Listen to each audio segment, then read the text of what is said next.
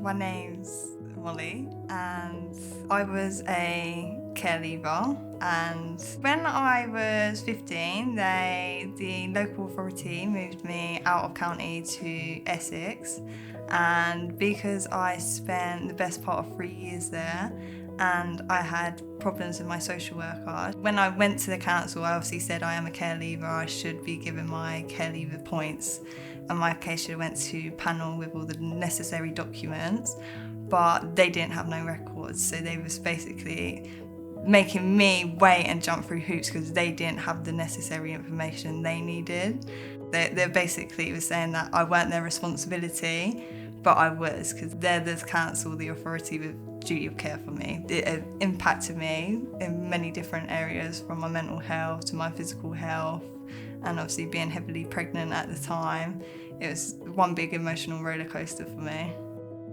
For years I've always done everything for myself, even living in care homes and everything. I've done everything independently. I just like being independent. I was always told, if you don't like it, do it yourself. I didn't want to reach out for help because that's so unlike me to do, but at this stage I didn't have no choice but to.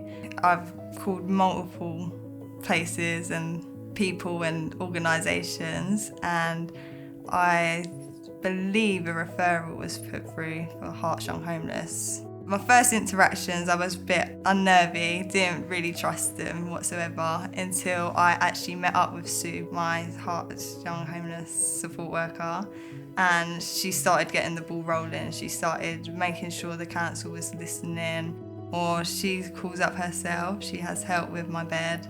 She has helped, well, 2 beds. It was 2 beds she's helped with, and my daughter's cot. She makes sure that someone speaks to me, because there's been plenty of times, like for my energy supplier, for example, I needed someone to come round to check the meters and everything, so another company could come so I could move in, because I wasn't allowed to move in until the checks were done, and they were trying to just put me off, like, no, we'll sort it out next week. But Sue called and she refused to leave the phone, joined me in on the phone call, and refused to get off the phone until something was sorted that day, and it was. You know, I get lost every single time. I thought about writing her letters, but there's honestly no words that could ever express my gratitude. When it comes to Mila, she's always been my priority, and obviously Herts Young Homeless have helped in the sense of getting me better so I can be the best version of myself for my daughter. I'm just beginning to build routine and everything, and I actually believe it's the start of my life, really.